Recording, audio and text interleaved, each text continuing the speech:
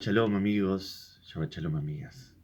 En la literatura profética, en los libros de los profetas que conocemos en hebreo con el nombre de Nevi'im, la palabra Ra'ash, Reish Ain Shin, evoca lo que nosotras entendemos hoy en el idioma español castellano como temblor, sismo. Lo interesante es que la etimología original de este vocablo está ligada no al concepto de movimiento, sino justamente al de ruido, al de estruendo, al de aquel estrépito del que fuimos testigos en el transcurso de esta semana, aquel estrépito que nos sacudió, que nos removió hasta nuestros propios cimientos en los últimos días. Y me refiero a los cimientos del orden de lo personal, de lo íntimo, de nuestro fuero interno.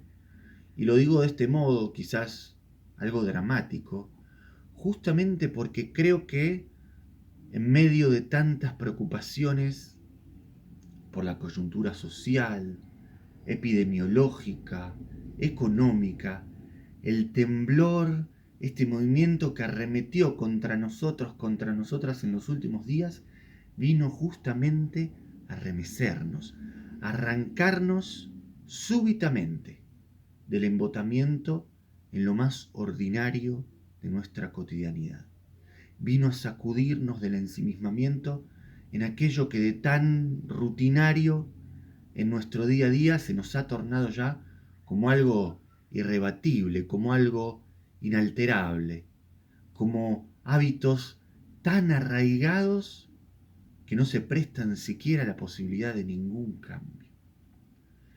Fíjense, noten cómo la vida se nos ha tornado en esta nueva cotidianidad monótona, como diría un rabino amigo, cómo se nos ha tornado monocorde, tediosa, latosa, quizás incierta, es verdad, en lo porvenir, en el horizonte difuso de un futuro a la vez cercano y lejano, pero previsible hasta el más mínimo detalle, previsible hasta el hartazgo en el hoy, en una vida diaria que nos ha arrancado nuestra humanidad más honda, más irreductible, convirtiéndonos a nosotros, a nosotras, y también a aquellos con quienes interactuamos en el día a día en meros agregados de píxeles, que nos ha tornado en meras imágenes, en meras refracciones de nosotros mismos, de nosotras mismas, imágenes que se ven reflejadas, proyectadas en nuestras pantallas. Y así irrumpe en nuestra existencia el acontecimiento, el acaecer de la vida que ya por definición es siempre, siempre inesperado, siempre intempestivo, está siempre fuera de tiempo, siempre inoportuno, ocurre siempre en un momento inesperado. Pero acontece, al fin y al cabo acontece, como la vida misma se desenvuelve y deviene en sí. Tal como sucede también en la parashá de esta semana. En el entramado del texto bíblico, que es en cada ocasión, en tanto símbolo, en tanto alegoría, una oportunidad para indagar, para reflexionar en nuestro propio devenir. Y ocurre aquí en la sección que nos convoca este Shabbat, esta semana, algo que raya casi en lo fantástico, diría.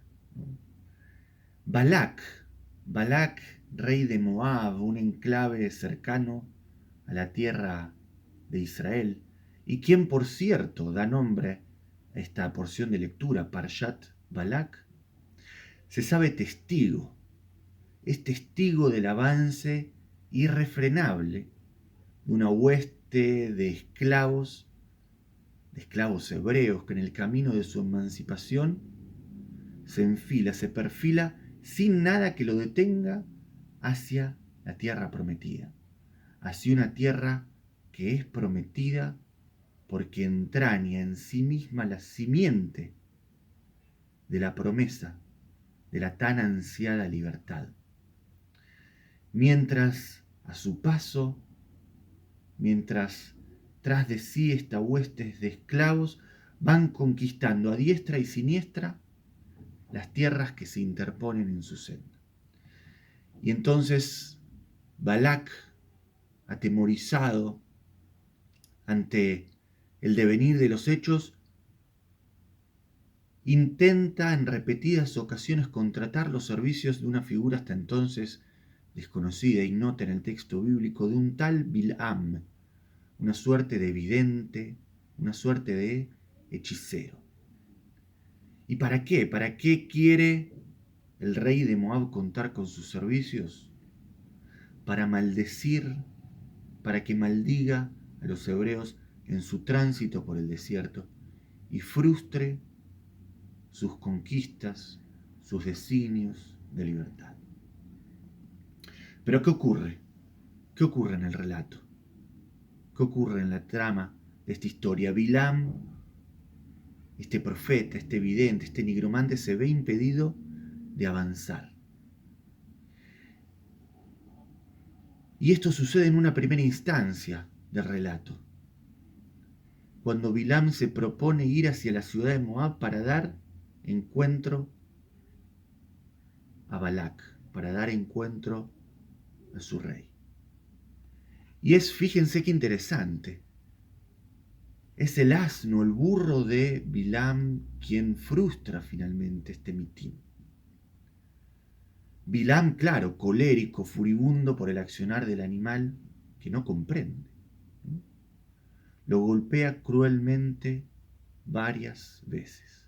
Y es entonces, es en este punto del relato cuando irrumpe el acontecimiento. Cuando irrumpe la crónica de lo inesperado, de lo inimaginable. De lo inimaginable que tiene lugar no solo en nuestras vidas, como nos ha demostrado el transcurso de la última semana, sino también en el texto de nuestra parashá. Es el burro de Bilam, su asno, quien abre su boca y prorrumpe en palabras, en sollozos. Es el burro quien habla. Y entonces le explica a Bilam la razón por la cual se ve impedido de proseguir, de avanzar en su camino, en su derrotero hacia la tierra de Moab. Y la razón que le impide el paso se reduce a un designio divino, designio que el animal es capaz de ver, de develar con sus propios ojos, mas no su dueño, mas no Bilam. Motivo que se limita a la voluntad divina, a la voluntad de Dios, de un Dios que no está dispuesto en el relato a permitir que se maldiga, que se frustre la voluntad, los deseos, las ansias de libertad de su propio pueblo. Y ahora, al margen de la trama de esta historia, de su desenlace final, me quiero plantear junto con ustedes la pregunta: ¿cómo dotar de sentido a una crónica que ya de por sí, ya de suyo, nos resulta tan descabellada, tan, incluso diría, tan ridícula, tan absurda? Estamos dispuestos a toparnos con escenas como esta en libros de ficción, en cuentos fantásticos, en películas infantiles, en películas de Disney, pero en un texto presuntamente revelado.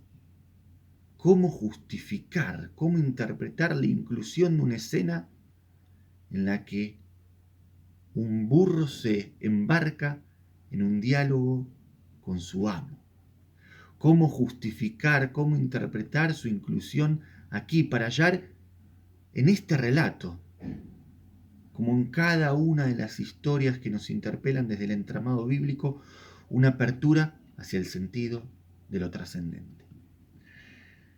Y la clave, creo yo, la llave que abre esta puerta, está, como diría de algún modo Filón de Alejandría, el antiguo filósofo, en el símbolo, en la alegoría. La clave está en nuestra propia capacidad de abordar el texto, de abordar su trama, sus motivos, sus figuras y personajes como símbolos que en su polisemia encarnan aquel sentido que tanto estamos anhelando. Y de este modo, en una interpretación que, digo, con algo de presunción podría resultar casi jasídica, les quiero proponer que veamos aquel asno, aquel burro que habla, que prorrumpe en palabras en el relato, como una metáfora. En el hebreo original, el asno es referido con la palabra atón. Aquel asno que, de algún modo, como metáfora, podemos decir, personifica la calma, la quietud. ¿Por qué? Porque justamente la palabra atón proviene de la raíz hebrea Aleph, Taf, Nun, raíz de la que se derivan vocablos que encarnan conceptos como los de lentitud, cadencia, parsimonia. Y entonces podemos comprender, podemos entender que no es la voz de un animal, de una criatura lo que oye Bilam, sino que es precisamente el llamado del reposo, el llamado de y hacia la lenta cadencia del ser, aquello que oye, aquello que interpela a nuestro personaje, aquello que lo arranca del fragor del mandato, de un mandato impuesto sobre sí por otros, por Balac, el rey de Moab, para permitirle sumergirse en el eco sordo del silencio, para permitirle sumergirse en el sopor de la soledad que habilita la introspección, la reflexión. Y también nosotros, al igual que Bilam, al igual que las figuras que se elevan en el entramado del texto, necesitamos de un acontecimiento que con el brío del estruendo, que con el ímpetu del temblor de lo inesperado, nos arranque del ensimismamiento en la rutina del quehacer constante, que nos arranque de la vorágine que nos forjamos a nosotros mismos, a nosotras mismas, quizás por mera inercia, en torno del sinsentido, sin que siquiera seamos capaces de percatarnos de ello. Necesitamos del fragor, del estrépito que nos devuelva a nosotros mismos, a nosotras mismas, aquella lenta cadencia del ser, que en medio de este contexto de tanta incertidumbre y de ansiedad generalizadas respecto del mañana, nos permita, te permita a ti mismo, a ti misma, volver a ti, para habitar el instante de lo eterno, para habitar el instante de lo sublime, con el que está preñado el hoy, con el que está preñado tu propio presente. Shabbat Shalom.